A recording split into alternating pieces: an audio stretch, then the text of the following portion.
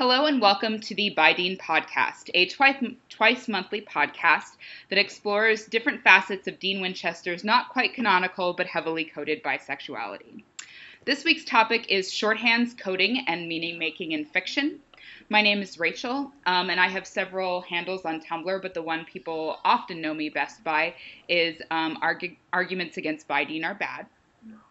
I am the host/coordinator of the podcast, and I am joined by two lovely guests today who were also on the podcast last week. So I'm excited to have them back for a second round, and I will give it over to them to let them introduce themselves. Hello, Rachel, and thanks again for having me again in this awesome podcast. It's actually pretty awesome to be here. And hello, me. I miss you so much, girl. And well, you can find me on Tumblr with my handle. It's Daughter of the Rain and Snow. And I hope you like this podcast too. My handle on Tumblr is Dean Eats Cake, and yeah, I'm also looking forward to this podcast. I've already been on this one, so Yeah, it's exciting to get our second one going. yeah. Had a little bit of trouble with scheduling, but we're all finally here, so yay. Alrighty, so let's just sort of dive right in. So one of the reasons that I wanted to have a podcast on this topic is because although this isn't an anti-anti episode, and we're not sort of directly addressing those arguments or exclusively addressing those arguments, a lot of the anti-arguments against By Dean are about codings that the fandom has discussed that tend to be very sort of on their face kind of abstract, or they seem very kind of like focusing on a piece of the text that seems innocuous or very inconsequential to the very casual viewer or to someone who's not approaching the text in a very deep analytic way. And so I wanted to have an episode kind of discussing what are the approaches that people who are doing these deep readings taking, and why, first of all, why is that a useful strategy? Why is that a valuable approach to have towards the text? And how does it play out specifically with regard to certain codings around Dean's queerness or Dean's bisexuality? So that's just sort of a kind of introduction to why we want to do a podcast on this kind of topic. So what I'm going to do is I'm going to give a bit of background about my sort of academic background, because this episode is going to sort of bring in a little bit of academic theory, or I'm planning to bring up a little bit of that. And so I want to sort of give people a background of where I'm from, and my guests are welcome to do that as well. And this might be interesting information more broadly for listeners of this podcast. I am sort of a former academic. I did a bachelor's, did a master's, was in a PhD program for about 4 years, dropped out of it for financial reasons, and am happily gone from that area of the world. But I do sort of approach looking at texts and looking at fandom in a very academic way. I was involved in fan studies, although that was not my precise discipline.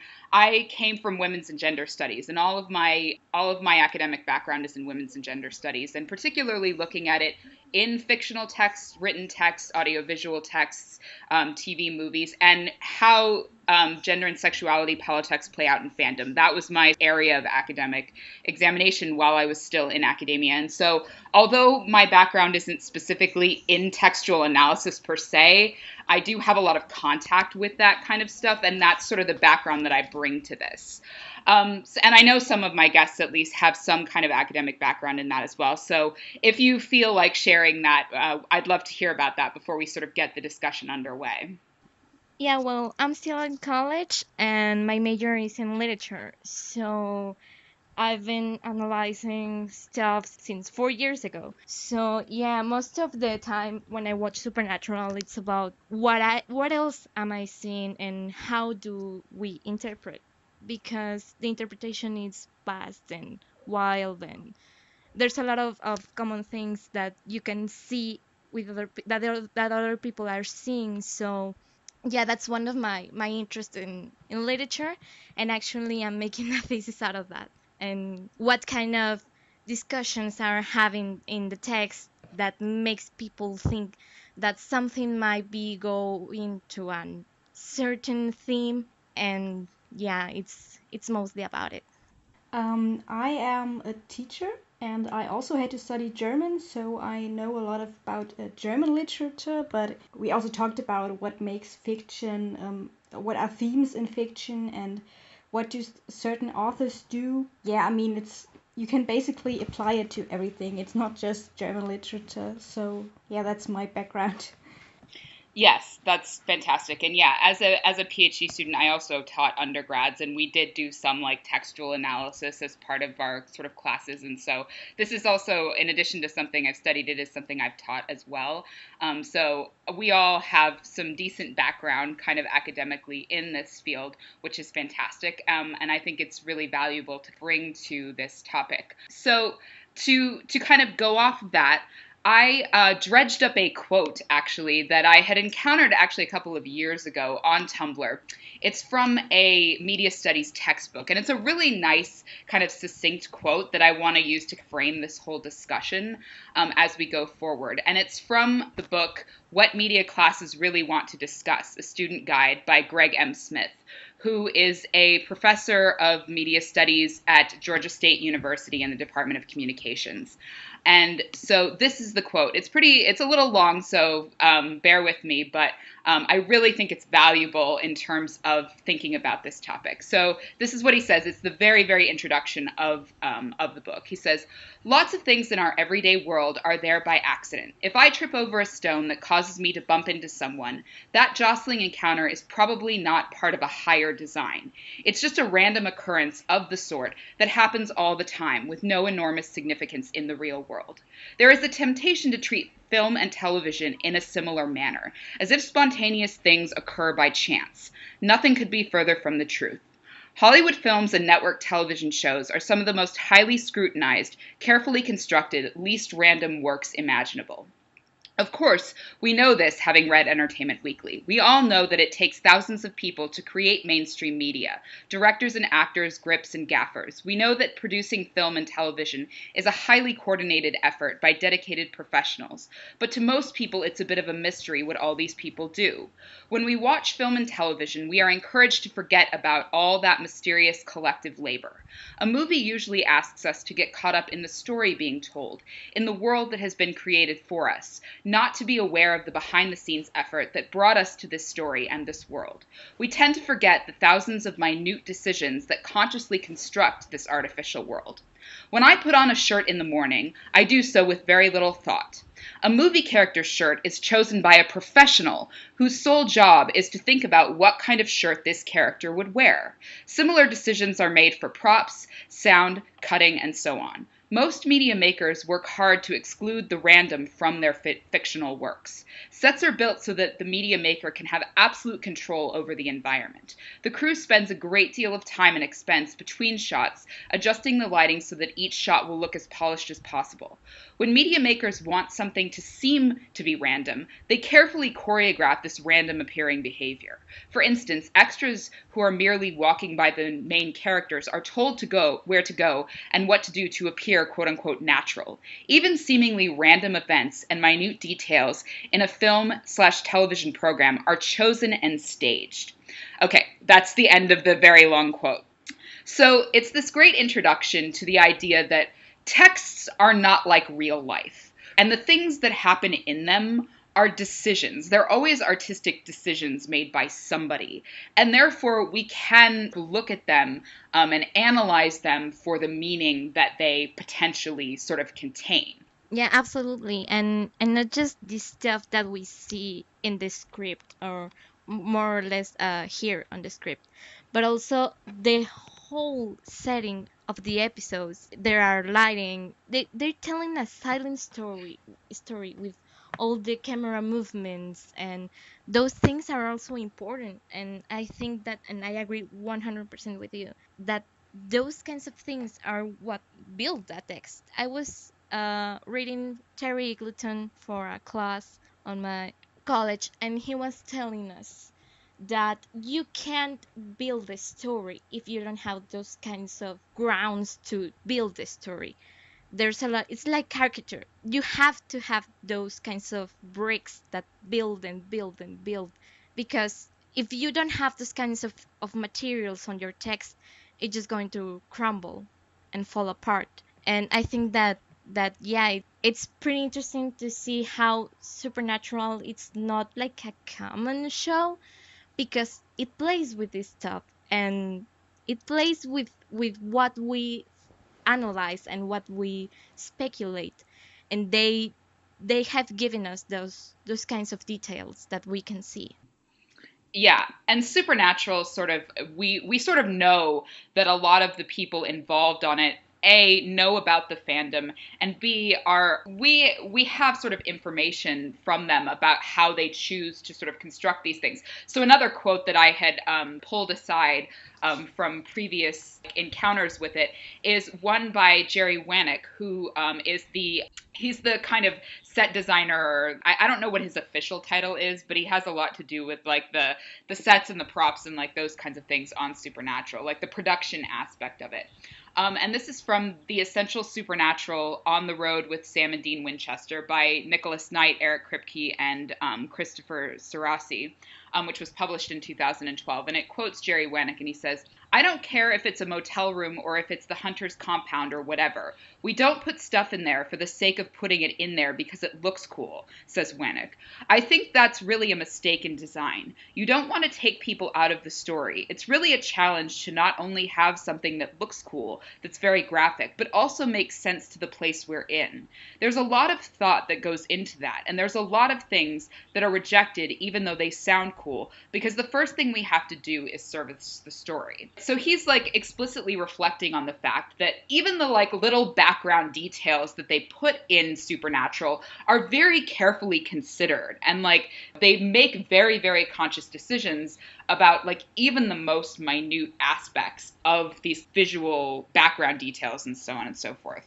Yeah, and they also, I think they said a lot of times on Twitter or other social media, they ask us, the audience, to actually pay attention to that. I think one that also ties in with the By Dean theme is where Naomi told Castiel to kill Dean in the 17th episode Yeah. of season 8.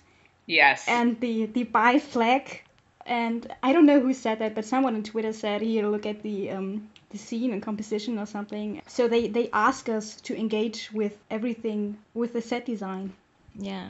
Yes. Yeah, I remember sort of when that happened, and I believe, if I'm remembering this correctly, I might be wrong about this, but if I'm remembering it correctly, what actually happened was, yeah, the fans actually hadn't noticed that, yeah, the colors of the bisexual flag were behind Naomi and Castiel in that scene where she's like telling him he's being mind controlled, and she's telling him to kill Dean, and he's like, "I won't kill him, I won't hurt him."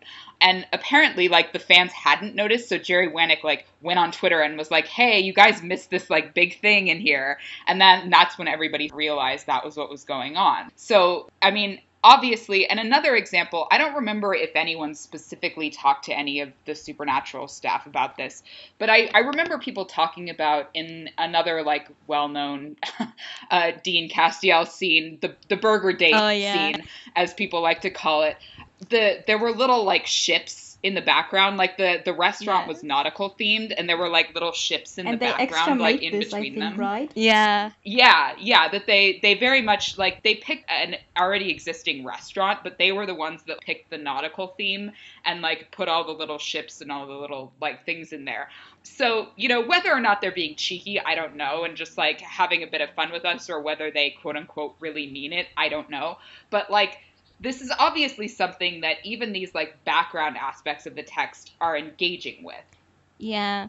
Another one where we can see the B flag, it's on, I can't remember the name of the episode. I'm so sorry. The one from Cupid when it's on season 5. It's about the horseman famine. And on the background, there's a window, and you can see the bi flag reflected on the window. And the other day, I was with my mom watching just casually, and she was like, "That's the B flag?" And I just went crazy exorcist to see the TV, and I was like, yeah, it is. So I think that it's also there. And another one, the fact that Dean always gets the splash of the holy water on the face, and Yes. it's just One of the best posts on Tumblr. yeah, like, and it's noted by a lot of people that not only are in Tumblr, like the other day, specifically my mom again was like, "Why does he always get the splash in the face?" And I was like, "Oh, I'm not answering that to you." Yeah, so this references a meta post about the holy water shot sort of in the face and how it's constructed the way that basically a quote unquote facial in pornography, that's often how they're sort of constructed, right? Someone coming onto someone else's face, to be very graphic about it, right?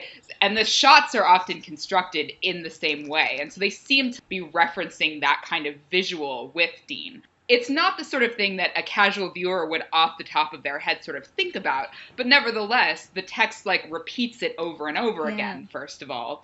Second of all, it does that to him way more than it does that to, I think that's happened to Sam maybe once, but they do it to Dean multiple times very, very explicitly.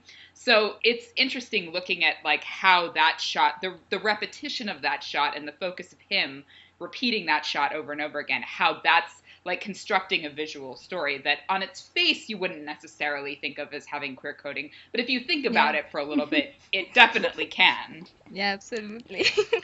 I mean, and that's one of the very much more explicitly sexualized ones, but nevertheless, it's still a sort of valid thing to kind of think about. But one of the things that to think about more kind of broadly with this topic is that, yeah, a lot of the times, as I said, anti-arguments often look at by Dean analyses and they sort of approach them with this very kind of surface level, very almost, I mean, I don't want to be too intellectually ungenerous, but they almost seem like they're being sort of willfully obtuse about what's being actually analyzed and what's actually being said, right? So the example that I like to go back to is the one where people are talking about Dean taking a covert bite of that cake in an episode, the name of which I cannot recall for the life of me. I'm terrible with episode names. I'm always like that thing that happened in that one episode. Like I'm terrible with that.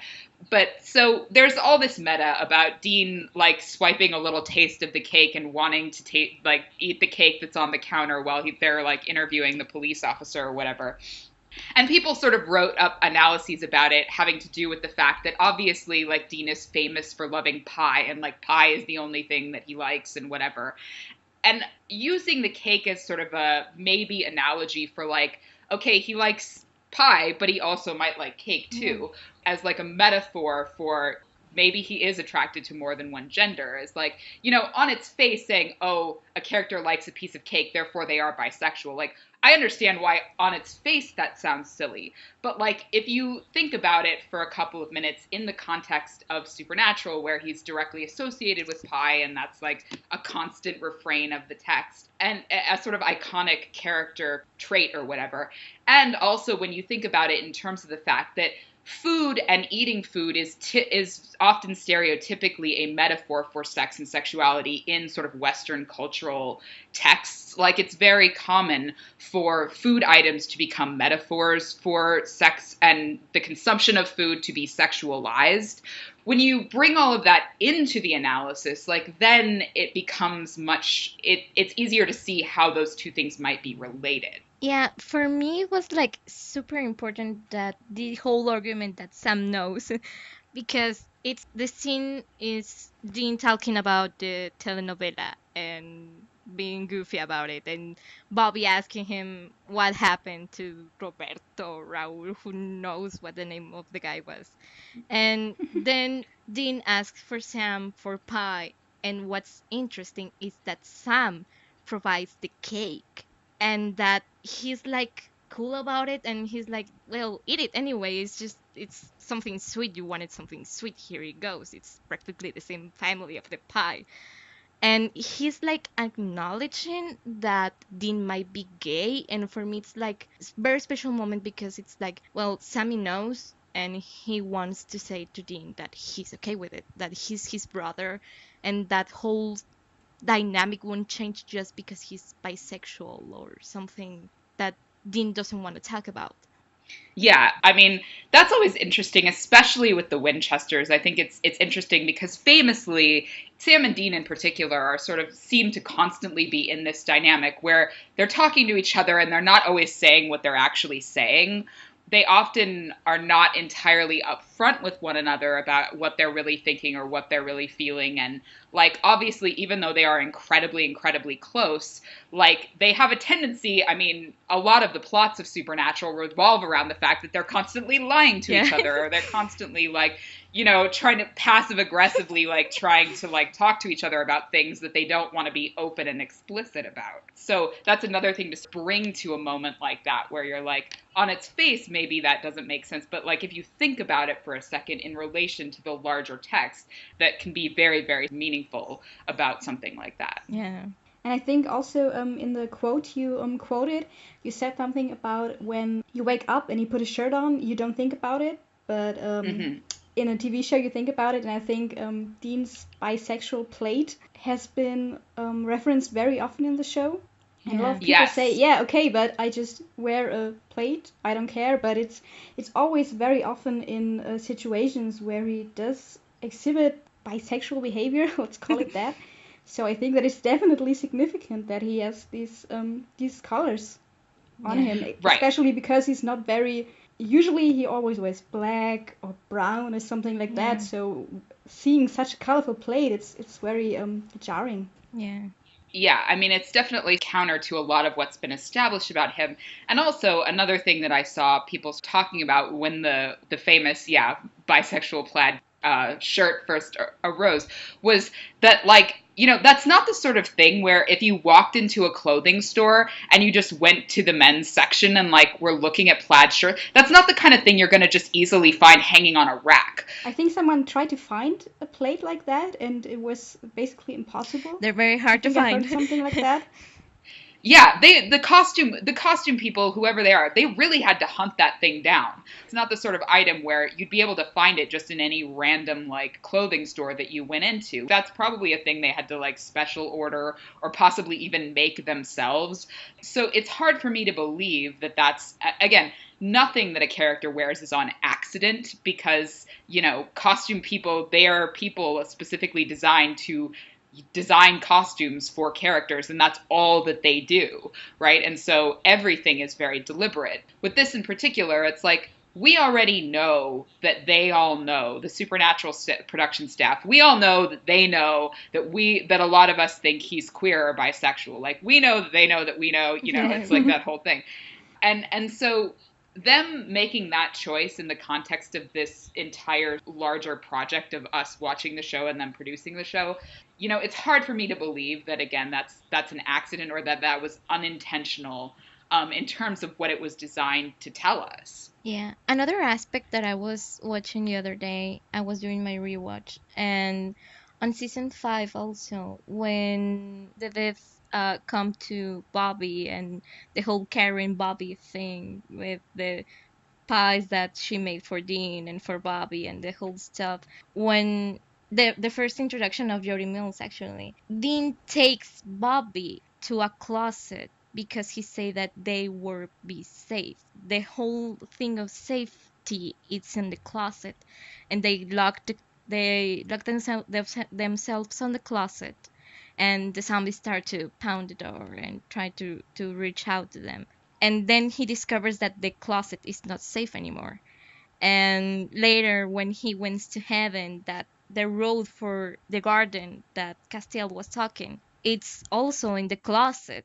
And like all the things that Dean consider like safety or continuum are in a closet, and I think that it's pretty interesting. Yeah, that's super interesting. And I actually had never put those two things together.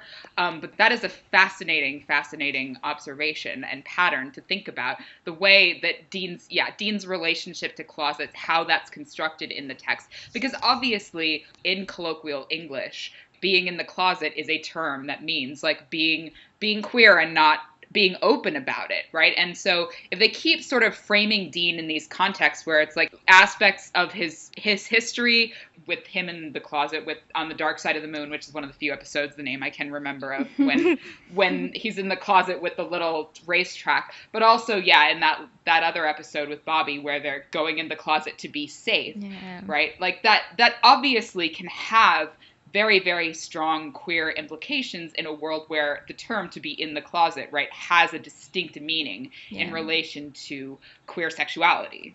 I think he got also smashed into a closet at the beginning of season 11. Yeah. And I think that was also very funny. Like Crowley smashed him into the closet and broke it basically. So that was a very interesting metaphor too.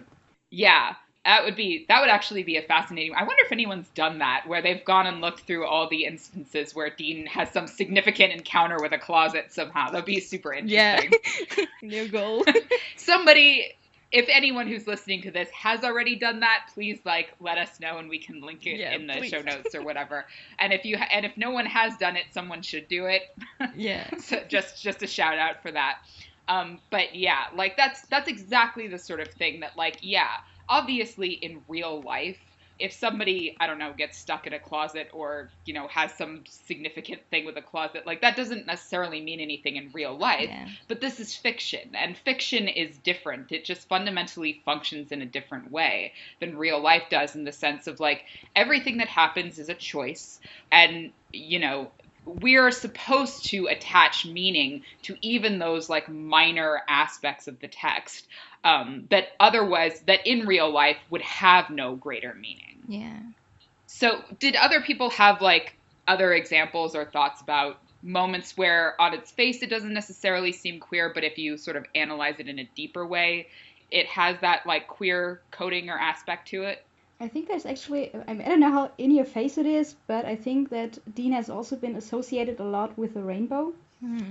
Like the most famous thing is probably the rainbow slinky. He really Yes. wanted to have, but there was also, I forgot it. There was a rainbow wig directly behind Dean. Yeah. And like they panned onto it. I have no idea what episode that was, but it was also very funny. Like there also was something next to it that basically was for Sam, and they really put that into the shot after they exited the store, and it was very interesting. If anyone knows this scene, please tell me. I have no idea where that was from. I can remember the name of the episode. Yeah, I don't know anything either. So. And you know what else? The fact that when he's talking about the rockstar, I can't believe that I forget his name. On season 12, that he's saying that he's ashamed with Sam because he's listening to The Vessel of Lucifer. I can't remember his name. I'm lame. Oh, I don't remember it either. And I'm terrible with that kind of stuff. And he's like, oh, he wear a rainbow wig, and Sam's like, he doesn't wear that kind of wigs. He doesn't wear a rainbow wig. But it's in Dean's mind to like constructing this character and the excuses to not listen to the dude's music, and just because it's not the same rock that he listens to. And I think that it's pretty interesting to like make that connection of the rainbow there. And there's also one rainbow in when he met the officer. I don't know what's the English term at the beginning of season 11, who later took that baby in. Oh yeah. And they weren't. There was a rainbow sign behind them, and she later turned out to be gay, I think. And there was also, but he was also in the frame, so he was basically also associated with the rainbow. So that was very interesting too. Yeah, I remember both those instances, and that's obviously, again, for anyone who might not know, right, the rainbow flag is the symbol of, it's often associated with the queer community broadly, and specifically means gay, right? But obviously in a text, like, its meaning is kind of malleable. But one thing that you brought up that I also wanted to talk about was Dean's taste in music, and how that also gets framed in relation to his taste about other things. So some of my actual like favorite scenes with Dean are some of the ones where his musical tastes are kind of get re-examined in different ways. So my absolute favorite one is in season 7, and I can't remember which episode it is, but Sam and Dean are driving in a car that isn't theirs, right? Because their doppelgangers have an Impala too, and so they're using other cars to try to like throw the police off. And they're scanning, and so Dean obviously doesn't have his like tape collection or whatever, and he can't listen to his like old favorites. And so they're scanning the radio, and the radio's playing this like soft rock song that I can't remember the name of at this moment in time. Yes, that's the one. And Dean's like, and they're like scanning the radio, and it stops there, and I think Sam's like trying to turn the channel, and Dean first of all is like, no, don't, just leave it, there's probably nothing else on, like whatever. And Sam's like, okay, fine. And so they leave it playing, and Dean's like mouthing along to it and trying to pretend like he's not Yeah. like super into it, even though he clearly super into it, and like trying to hide this from Sam, and Sam's like watching him and like trying to pretend he doesn't see, and like it's this whole like dynamic back and forth, which again, like on its surface is about music, but it speaks to, again, that propensity of Dean to be like, I like this one thing, and I'm going to construct my identity or partially around liking this one thing, like classic rock. And then at various points later on in the text, it'll show Dean's challenging that idea Yeah. a little bit. Like, maybe I like cake too. Maybe I like soft rock too. Maybe Or I like Taylor Taylor Swift. Swift Yeah. too. Yeah. Right. So it's like, if we're operating on the assumption that the text is using metaphors, which all texts do, like that's just an established aspect of a text, is to have metaphors be part of it and symbolism be part of it, that has to be sort of reflecting a larger kind of character disposition, I would say. Because oftentimes those moments don't serve a lot of purpose in terms of moving the plot forward. So they're clearly telling us something significant about the character at the very least. Yeah, and especially because I believe that there's a lot of meta in there too. The episode where Zachariah removes the memories of the boys and insert them Mm-hmm. into a hunt without the benefit of his memories. The behavior that Dean has in that episode, it's completely different that we might say that it's canon, because he ignites his car, changed the station that it was rock, and he changes a news station. And then he arrives to work and he's super clean. His hair is on point. He's wearing a suit where you can see in the past that he didn't like wearing suits and stuff, and he has suspenders and his tie, and he's so hot in the episode too. And Yes. he's changing a lot of his habits. He's eating a salad. He's not eating a burger, or he's not eating pie. But the thing is that he does eat like a bread or a bagel. I don't know what it is when he's arriving to the elevator where he meets Sam for like quotation marks the first time. So I believe that it's a funny pattern to follow, because he doesn't have his memories of when maybe the whole thing about repression start, but like you can see that when he loses his memories, he's starting to do things that he actually likes and wanted to having in real life. And at the end of the episode, he's talking to Zachariah, who doesn't know who he is. Dean doesn't know who he is, and he's like, no, I'm have to decline your raise of the salary because I have something else to do. I feel like I should be doing something else. That's not who I am, and blah blah blah. And Zachariah says that finally, and he gets back his memories, and he's like, oh my god, I'm hungry. But that's because he remembered everything, and that he remembered that, like canon or in text, he doesn't like salads, and he doesn't like being cleansed of all the alcohol and the whole French fries and that whole kind of junk food. So I think that is also pretty interesting to see the pattern in there.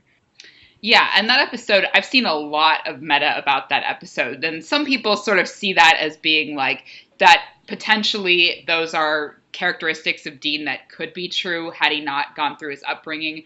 And some people are like, it was forced on him by the scenario of Zachariah. Like, I don't know. I don't know where I fall on that. But like, it is interesting, and it brings up one of the things that I think is one of the most interesting things about Dean as a character, is the question of like how much of what his personality is really him, and how much of it is related to his upbringing, related to his sensibilities about like who he's supposed to be, quote unquote. Because one of my all-time favorite scenes in Supernatural is the one in season 3 where I again cannot remember. Oh, it's Dream a Little Dream of Me. Is the episode where they take the dream route and they're going into that other kid's dreams. And Sam is like Sam ends up being the one sort of fighting that guy, and Dean ends up in all these like dreams that are related to his own, insecurities and desires and whatever. And he has this conversation with himself about like, who are you really? Like, and he says, his dream self says to him, like, everything about you is just a replication of your father. Your coat is your dad's, your car is your dad's, your music is your dad's. Like, you are not an original person. Yeah. And Dean's identity and Dean's sense of identity is like a major, major theme throughout the entire sort of series of Supernatural. And like the question of like, what does he really like? What is authentic to him, and what is a construct that has sort of been put on him by his father, by his circumstances, by all kinds of things. Which obviously, like, that identity question is very, very relevant to the question of sexuality too. I've also seen a GIF set a few days ago on Tumblr about how he exhibits liking dudes when his inhibitions are down in some way, like in Yellow Fever, when he was by this ghost sickness and he flirted with the officer, or when he was on roofies, I think, and said something about salty and sweet, which is another metaphor that, like, you would think it's not about his sexuality, but it's actually a metaphor about his sexuality, and that was very interesting too. Like, as soon as he's under some kind of influence, or when he was a demon, he's more inclined to actually say, I like dudes. That was very interesting. Yeah, the best of both worlds. Yes, right. Right. Best of both worlds was the Purge, was it? Yeah, that's super interesting too. And it also reminds me, if we're gonna get sort of really deep into the text, the episode, the very, very famous episode, the Siren episode, is an interesting one to think about in terms of like being incapacitated or whatever. Because what's interesting about that episode is, yeah, I agree with that analysis that oftentimes when Dean's like on drugs, or like when he's super intoxicated, or whatever, like he does tend to be more like, he does tend to be queer the like more far gone he is in a lot of ways. But what's interesting about the Siren episode is precisely that the Siren episode is the opposite of that, in the sense that Dean isn't under any kind of substance, mind altering substance. Like the Siren often uses that in the text of the episode. They like use their saliva or whatever, but like that doesn't happen to Dean until the very, very end of the episode, when they're having that scene in the car. And so for most of the time that Dean's having this like quasi queer kind of back and forth with this Siren, he's actually not under he's not under the Siren's quote unquote spell. So it's interesting to look at how, these altered mental states, when they arise and when they don't, around his queer coding, and like what that means, because it actually reads as queerer in that instance that he isn't under any kind of mind altering substances, that it is the real him that's sort of responding very well to this guy, and he seems to be like really enjoying this guy's company and whatever. And they end up in this kind of car together alone, having this like hushed conversation before he even gets under the Siren's spell. Yeah, and the fact that it's so natural, the relationship that he tries to build with this dude, because he's like, at first it's like, oh man, I don't want to spend time with him. He's a douche. He's an FBI agent. I don't want to babysit him. And then when he's on the bar, and he's like, oh yeah, Led Zeppelin, and sharing things that we know in canon it's not that lightly, like Led Zeppelin, it coded like a romantic aspect of Supernatural. And he's talking about Led Zeppelin with this dude, and he doesn't pay attention to the girls that are dancing around him. He just has eyes for the dude. Yeah, he doesn't take his eyes off him. Yeah. I mean, that scene is really like, that scene is fantastic for like thinking about just like the directing of it and the editing of it and whatever. That they are making a choice to have Dean just be totally enraptured in this conversation with this guy, where these like nearly naked women are all like dancing around and being sexually like appealing or whatever, and like all he wants to do is like chat with this dude and like continue bonding with this dude. That's all that's happening there. That episode, I am actually like contemplating the idea of having a whole episode on that episode because it's so dense Yeah. in terms of like the queer coding, and some of it is more like ostentatious than others, but it's like super interesting. That episode is just like a treasure trove of all kinds of by Dean content. I mean, I have other things that I'd sort of love to talk about. But did anyone else have any other particular moments that you think are interesting in terms of like doing this deeper analytical kind of work on the text? I think that with Charlie, we had a few conversations that are pretty interesting when she asked Dean that about the whole thing with Sam and Amelia, that they broke up and that Sam's depressed and all stuff. And she's like talking with Dean, and she like analyzes his mental and emotional state, and she's like, "You broke with someone too?" And he's like, "Me? No, why?" And we just know that he told Benny that he couldn't be friends with him anymore because we know that Sammy's not that agree with the relationship of the two of them. Whether you ship Benny and Dean, that's another whole question. But Charlie was a great exposition of B Dean, and I think that it's pretty interesting that way. Yeah, I mean, his relationship with Charlie and a lot of the like scenes and a lot of the conversations that they have are like very like that's some heavy queer coding a lot of the time, that people have talked about. That's certainly one of them.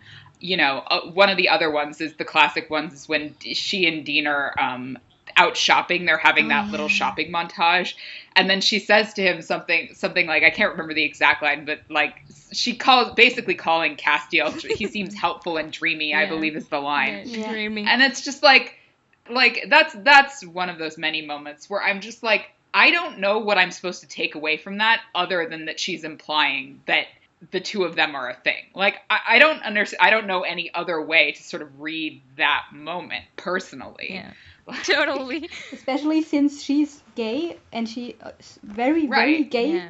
And why would she think that a guy is dreamy, especially one she has never seen?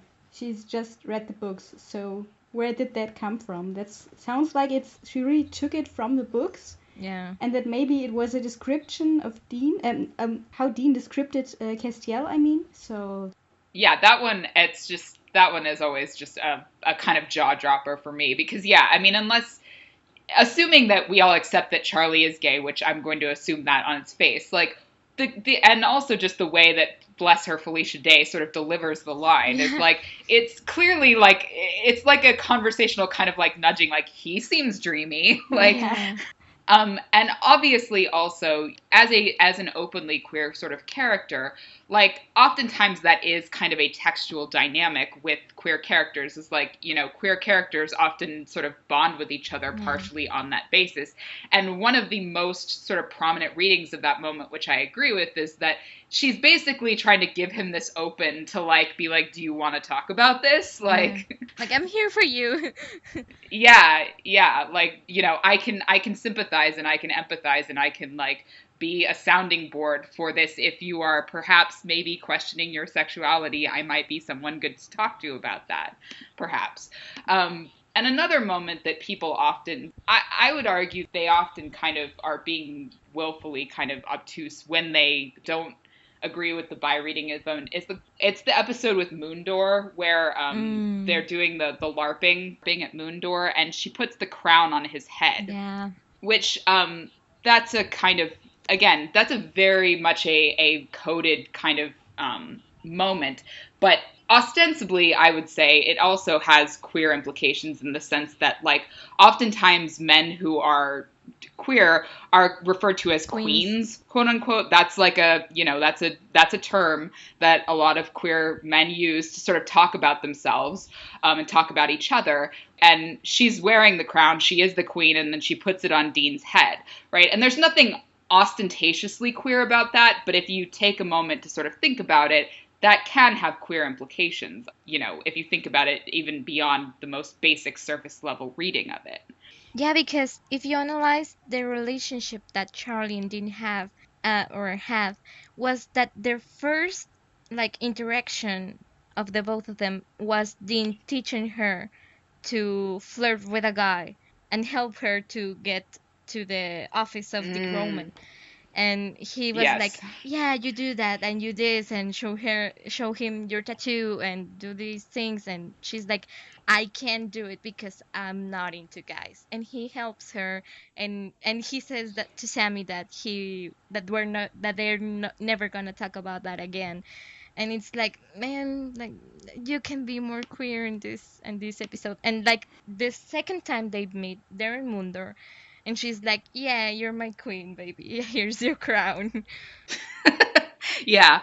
I mean, that episode, the one where they first meet Charlie, the girl with the Dungeon and Dragon tattoo, I believe is the Yeah, name. Yeah, that scene's amazing for the way in which it, like, there's multiple aspects of it simultaneously yeah, sort of giving off that queer reading, because yeah, there's the moment, there's Dean sort of talking her through flirting with the guy, right? And it's the dialogue where Dean is essentially the one who's seducing this guy, yeah, right? But also the visual editing is super interesting because what they do, like, the natural way to edit that episode, at least from my perspective, would be you have Dean on one, they have that like tri-screen where it's like split into three yeah, parts, right? And you have Dean and the guy and Charlie on there.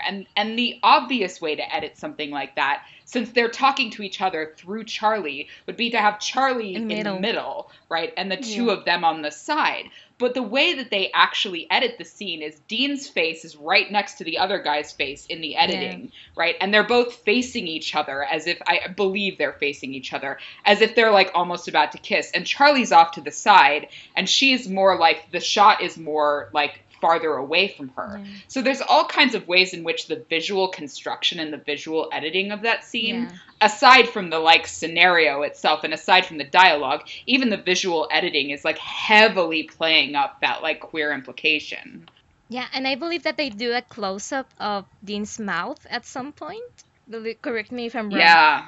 I think you're right. I seem to remember that. Which is obviously also like, obviously mouths are very like sexualized body parts. Yeah, And in the context where he's like flirting with a guy, like that has heavy kind of like queer yeah, implications. Yeah, it's interesting, and like we could obviously sit here and talk through like examples all day long about, yeah. like, because there is just So so many. much of it in Supernatural.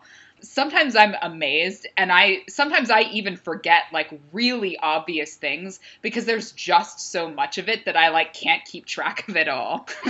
Yeah. Yeah. which is itself kind of like telling. But one of the things I actually did want to mention, because it is kind of relevant to this question of like shorthands and coding and like thinking about the ways in which analyzing fiction is different, is a very very recent example, which is the famous mixtape, Oh God. right?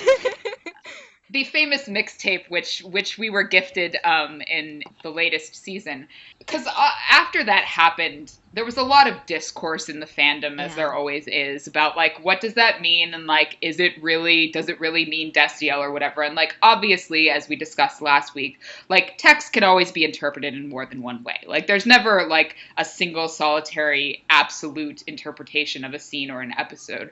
But that for me, it was really kind of indicative of this impulse by a lot of people to treat fiction as if it is real life and not fiction, because a lot of the response to that moment was people saying like, well, in real life people give other people like tapes or mixed CDs or playlists or whatever, and it doesn't have necessarily a romantic implication. And that's true. Like plenty of times that is true.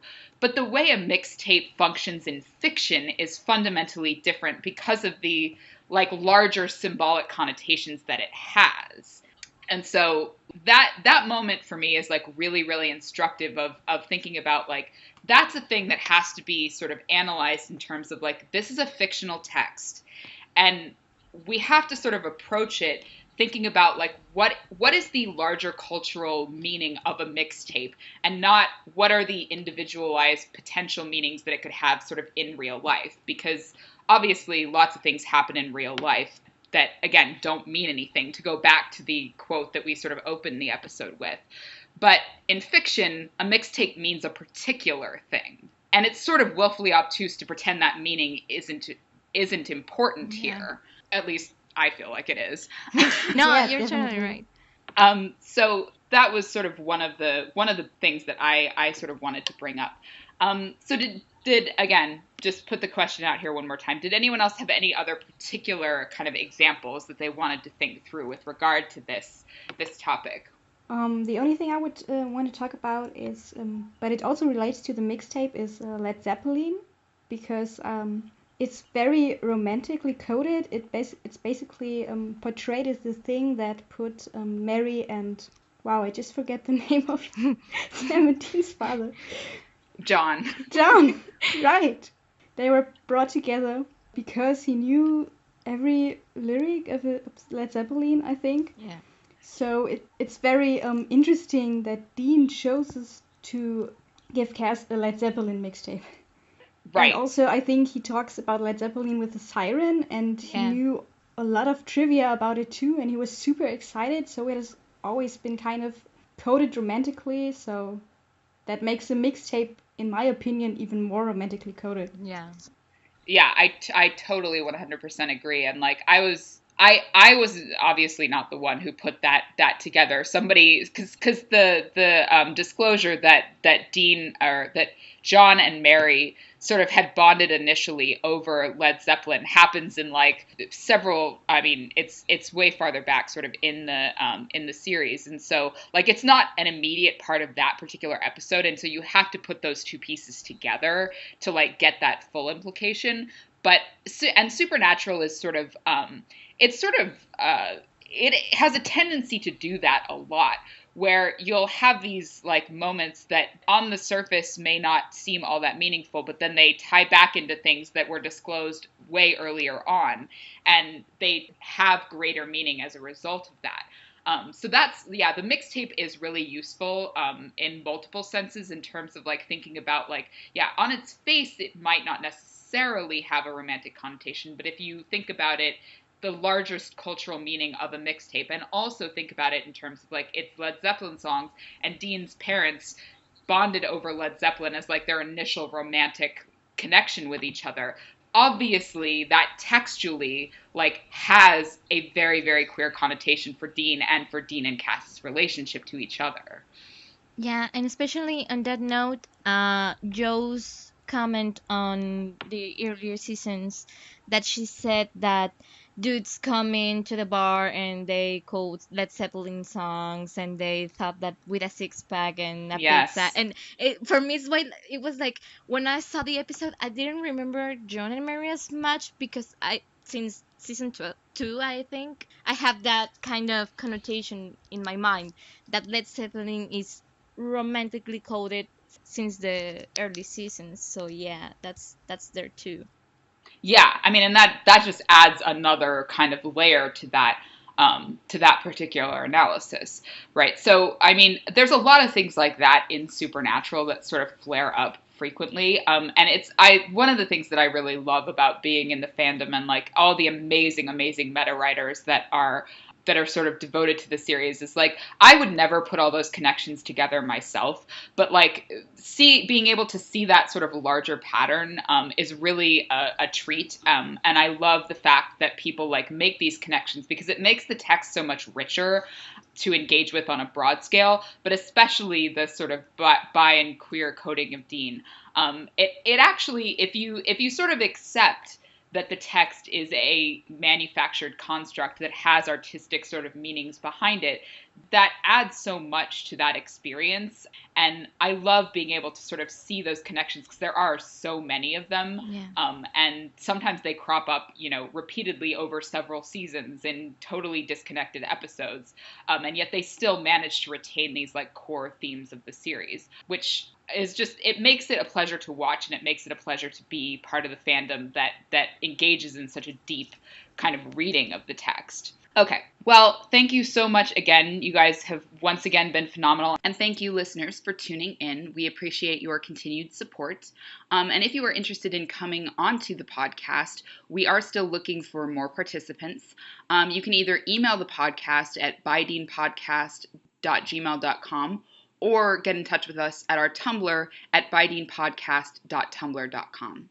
Thank you so much again, and we look forward to chatting once more in a couple of weeks. Until then, ciao.